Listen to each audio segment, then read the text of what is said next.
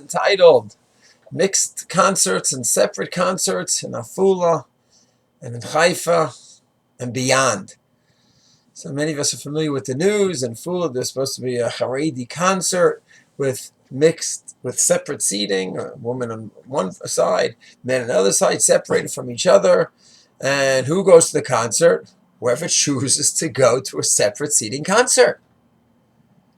And there's a Haredi population in Afula. The famous Rabbi Gold from Yerushalayim used to live and be well, have Nechama, the loss of his wife recently, and the entire Gold family should have Nechama. So his son lives in Afula, building up a beautiful kehillah there, and they want to have a concert. And they want it to be separate. And they are choosing for it to be separate. And to think that in the Eretz Yisrael, the land of Israel, Medinat Yisrael, there's going to be forces pushing them, demanding that they take down the mechitza and take down the separation. It's a very, very sad day. And then it spread from there. Chaifa, there's also a plan to have a separate concert. And 2 points. Number one, to me, it's a sad day, if that's what we've come to. People want to go ahead and willingly want to have a separate gathering. And there's forces saying, no, you cannot do this. That's sad. That's it. So it gets into a whole delicate issue of freedom of speech and the freedom to do everything we want. And what about using a public area that's designated for use of the public? But that's not what I mean. But right now we have it one night a year. We have this hall. We have this area one night a year in our food. We can't have it the way we want it. So I know it gets a lot of political questions, but we should all realize that people want to go ahead and express themselves religiously in a certain way. And no, you need to be forced. You cannot accept. That's a sad day with all the political and legal issues involved. It's a sad day. The second point I want to make is what do we hold about having a separate concert and separating between the men and the woman? The bottom line is a complex sugya. And like many sugyot, my approach is that we should be able to learn to respect the various positions and the various shitot and sides in this area. So yes, everyone in the Orthodox tradition maintains that in a shul we need to have mechitza and have separation between the men and the women. That we all agree with. Outside of that, it could get a little bit tricky. Because everyone agrees mixed swimming. Mixed swimming is not just having separations, as you cannot have erva where women are not properly dressed in front of men. You can't be in such a place. You can't be in a mixed beach. You can't be in such a pool where that's not a question of separating gender. You just have erva. People are not covered properly. You can't be in such an area. We're talking about everyone is covered properly. Everyone is dressed. And even if everyone is dressed in a shul, you have to have mechitza. So where else do you have to have a mechitza in halacha? So it's not so black and white. We certainly have accepted the Masorah that in the shul you need to have it. Outside of that, it's tricky. On the one hand, you have the Shulchan Aruch has a dramatic line in Even HaEzer, Chof Aleph. Yitrachek, you must stay far, far away from each other. There must be separation between the men and the woman. Now, what do you do with that line?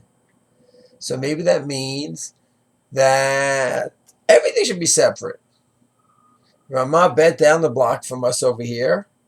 So you have stairwells that are separated. And trying a kupot in the doctor's office. Or everything. How far do you go with this? What does that line mean?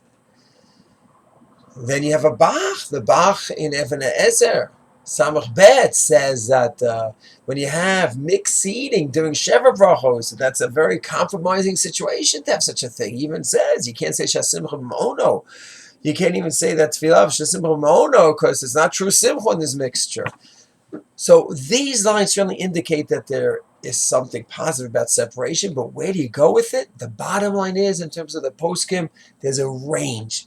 There's a range in the poskim. Hasidic world is very, very makbid to have separation. As far as I know, many Hasidim will not have at a Shabbos table a family over visiting. We have two families, and the sons and the daughters, and this wife and that husband at the same. No, they're not going to have that. They'll go very far with that. And then you have another extreme. In the Gush world, many people have gone to the Yemei Iyun, the Tanakh classes in the Herzog Institute in the Gush. where man and woman are sitting near each other in the during the shiurim, and then you have everything in between. Everything in between that. The bottom line is, you could spend hours on the sugya. The bottom line is, in terms of pure din, in a shul has to be separate. Then there are those that have modeled after the shul, and they say we should go ahead at tables. We can have mixed eating, and we have to go ahead and have separation between the genders. And then you have those who are much more lenient, and will say that no, the men and women could be together. Obviously, hopefully everyone's dressed properly, and a mixed wedding, that's fine. And at a bar mitzvah, it's fine. You can have guests at your table, because there's no outright isser, just as used to rachek, try to keep a distance. So keeping a distance means there's room for leeway over here. My personal opinion, each kehillah has adopted their own ways to deal with this over here. A kehillah where they go ahead and they're more open, where they're going to have mixed meals, and even at a Shabbos meal together in the shul, the kiddush, they'll be together. It's not going to be a separation. They should be able to go ahead, in my opinion, and to say that those shuls where the kiddush are totally separate, and the shevarach and the meals are separate, and they make weddings with a separate seating. Okay, I respect that. They want to go ahead and keep more of a distance. People are willingly going to those events. I respect that, and I hope on the other side that someone who's very careful always to have separate seating and sees that there's a wedding where it's not separate seating, they can say, okay, so they're not stringent in this area like I am. They have other areas what they do, and here they're going by the simple din. It doesn't say openly the Shulchan Aruch you have to have separate seating. It says yitrachek, and then it gives a little bit of room of what that means. So halavai, I hope that we could be able to come to a place of respect. But there's a range in this area. It's not black and white.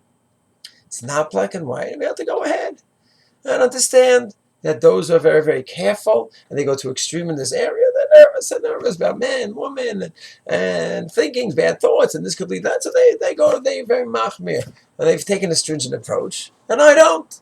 And hopefully those say I take a stringent approach, and they don't. Halavai should be able to come to that.